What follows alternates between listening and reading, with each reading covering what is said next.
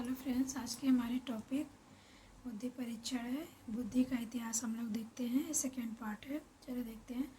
सर्वप्रथम इंग्लैंड के फ्रांसीसी गार्टन ने 1885 में जनता का ध्यान बुद्धि की तरफ खींचा या आकर्षित किया। सर्वप्रथम कैटल ने पेंसिल्वेनिया विश्वविद्यालय में 1890 में मेंटल टेस्ट एंड मेजरमेंट प्रकाशित किया। मानसिक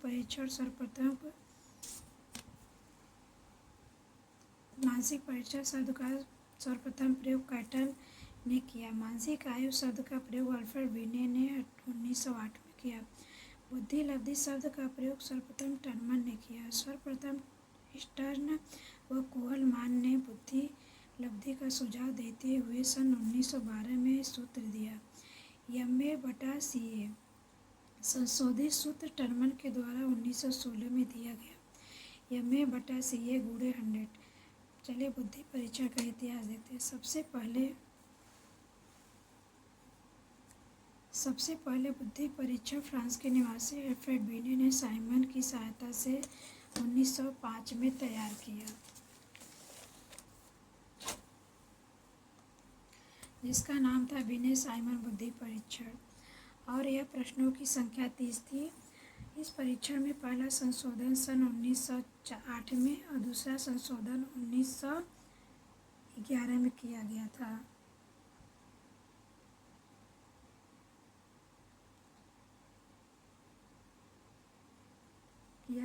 प्रश्नों की संख्या 59 थी। सन 1921 में अमेरिका के स्टैनफोर्ड विश्वविद्यालय में टर्मन की अध्यक्षता में बिने साइमन बुद्धि परीक्षण का संशोधन किया गया। संशोधित परीक्षण कहलाया स्टैनफोर्ड बिने परीक्षण या टर्मन बुद्धि परीक्षण। प्रश्नों की संख्या 90 थी। भारत में सबसे पहला बुद्धि परीक्षण 1922 में FG कॉलेज व लाहौर के प्रिंसिपल डॉक्टर CH राइस के द्वारा बनाया गया है। भारत में CH राइस के अलावा पंडित लज्जा शंकर झा, डॉक्टर सोहनलाल भाटिया, जलोटा आदि के द्वारा भी अनेक बुद्धि परीक्षणों का निर्माण किया गया। बुद्धि परीक्षण के प्रकार देखिए। बुद्धि परीक्षण व्यक्तिगत, सामूहिक, अशाब्दिक, शाब्दिक, अशाब्दिक। शाब्दिक बुद्धि परीक्षण क्या होता है? शाब्दिक बुद्धि परीक्षण वे होते हैं जिनमें शब्दों का प्रयोग होता है, जैसे बोलकर या लिखकर।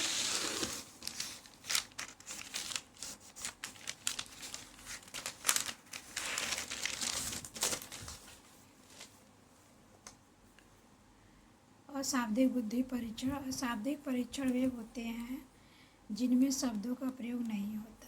वर्तमान समय में प्रचलित सामूहिक शाब्दिक परीक्षण। बुद्धि मापन के लिए सर्वोच्च परीक्षण व्यक्तिगत शाब्दिक परीक्षण होता है। टर्मन ने अशाब्दिक परीक्षणों की आलोचना करते हुए शाब्दिक परीक्षणों को उचित ठहराया और कहा कि परीक्षण उचित परीक्षण नहीं होता जिसमें भाषा का प्रयोग न हुआ हो। सबसे पहला व्यक्तिगत शाब्दिक बुद्धि परीक्षण फ्रांस में 1905 में बनाया गया, जिसका नाम था बिने साइमन परीक्षण। आर्मी अल्फा परीक्षण सामूहिक शाब्दिक अधिकारियों के लिए होता है। आर्मी बीटा परीक्षण सामूहिक और शाब्दिक परीक्षण है, सेना में अन्य कर्मचारियों के लिए होता है। बुद्धि परीक्षण के माध्यम से मानसिक आयु ज्ञात की जाती है। बेसल वर्ष जिस आयु स्तर के प्रश्नों को बालक हल कर पाता है उसे बेसल वर्ष कहते हैं। यही उसकी मानसिक योग्यता या आयु होती है।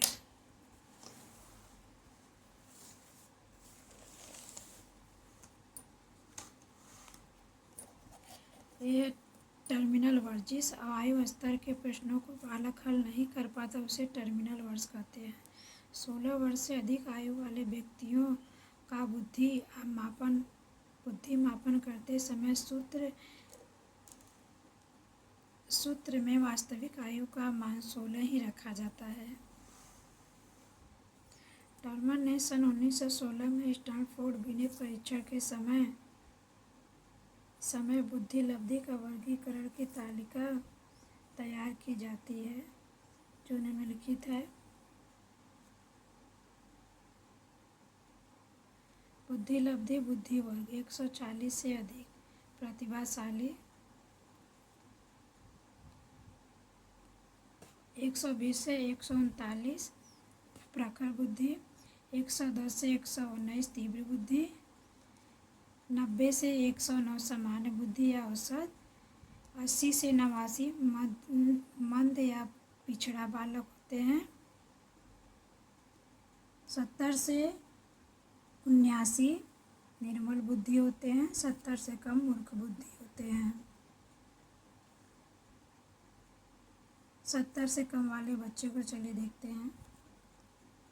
50 से 69 मूर्ख होते हैं, 25 से 49 मूर्ख वाले बच्चे होते हैं, मूढ़ होते हैं। 25 से कम वाले जड़ बुद्धि होते हैं। संवेगात्मक बुद्धि ऐतिहासिक दृष्टिकोण से यदि देखा जाए तो संवेगात्मक बुद्धि शब्द का प्रयोग सन 1990 में दो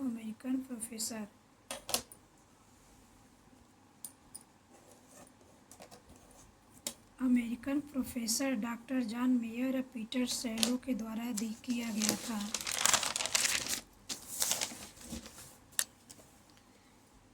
इन्होंने 1995 में प्रकाशित अपनी पुस्तक संवेगात्मक बुद्धि लब्धि से अधिक महत्वपूर्ण इसी के माध्यम से इसे चर्चा का विषय बनाया गया। संवेगात्मक बुद्धि से तात्पर्य है अपनी तथा दूसरों की भावनाओं को जानने समझने तथा उसका प्रबंधन करने से है। संवेगात्मक बुद्धि की उपयोगिता। कोई व्यक्ति जीवन में कितना सफल हो सकता है इसकी भविष्यवाणी संवेगात्मक बुद्धि द्वारा की जा सकती है। जीवन को सुखमय व शांतिप्रिय बनाने में संवेगात्मक बुद्धि योगदान देती है। विद्यार्थी जीवन में मिलने वाली सफलता के पीछे भी संवेगात्मक बुद्धि का योगदान होता है। संबंधों में प्रांगण लाने में भी संवेगात्मक बुद्धि का योगदान है। जीवन में विभिन्न क्षेत्रों में वांछित सफलता प्राप्त करने में संवेगात्मक बुद्धि का योगदान रहता है। दोस्तों, आज की हमारी क्लास में हम यहीं तक देखते हैं। अगली क्लास में हम कुछ और टॉपिक के साथ आपसे मिलेंगे। नमस्कार दोस्तों।